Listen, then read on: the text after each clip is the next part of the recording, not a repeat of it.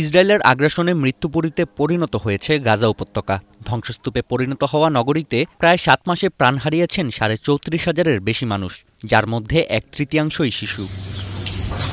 বাস্তুচ্যুত ফিলিস্তিনিরা গাজার শিক্ষা প্রতিষ্ঠানে আশ্রয় নিলেও হামলা চলে সেখানে। জাতিসংঘের তথ্য বলছে, উপত্যকার ৭৩% শিক্ষা প্রতিষ্ঠানে হামলা চালিয়েছে দখলদাররা, যার মধ্যে ৬০% প্রতিষ্ঠানই ব্যবহার হচ্ছিল আশ্রয়কেন্দ্র হিসেবে।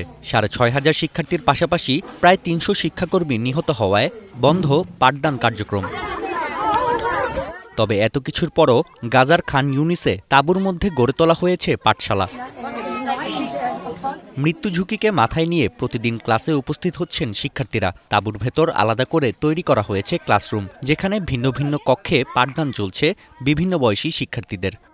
راح علينا عام كامل من الدراسة، احنا جايين هنا بخيمة نكمل تعليمنا، مش مشكلة ان نقرا بخيمة بس بالعلم بنبني الأوطان।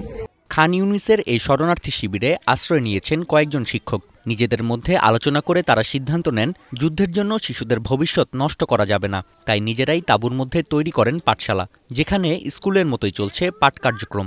قطاع غزة تحدى كل الظروف اللي مرت عليه، ولا شيء منعوا انه يكمل تعليمه، واليوم من حق طلابنا انهم برضه يكملوا مسيرتهم التعليمية، ليس لأحد حق في منعه। যুদ্ধের মধ্যে পাঠশালায় শিক্ষা কার্যক্রম চালিয়ে নেওয়াকে কিভাবে দেখবেন অভিভাবকরা, এ নিয়ে শঙ্কিত ছিলেন শিক্ষকেরা। তবে অভূতপূর্ব সাড়া পাওয়া গেছে। অন্যদিকে ক্লাসে ফিরে যাবার জন্য শিক্ষার্থীরাও ছিলেন ব্যাকুল। তাই কানায় কানায় পূর্ণ তাঁবুর এই পাঠশালা। طبعا الشعب الفلسطيني طبعا كلنا نمر في مرحلة صعبة وهي وجود الحرب.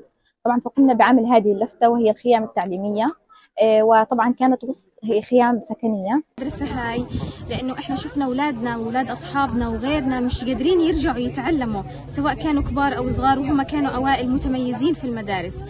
সব সংকট মোকাবেলা করেই যুদ্ধে ক্ষতিগ্রস্ত ফিলিস্তিনি শিশুদের জন্য কাজ করে যেতে চান পাঠশালার শিক্ষকরা।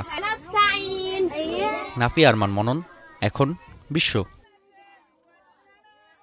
সানবিট সব দিবে সামাল। সানবিট ম্যাজিক প্রেস ডিশওয়াশিং এর মাথা ঘোরানো সলিউশন।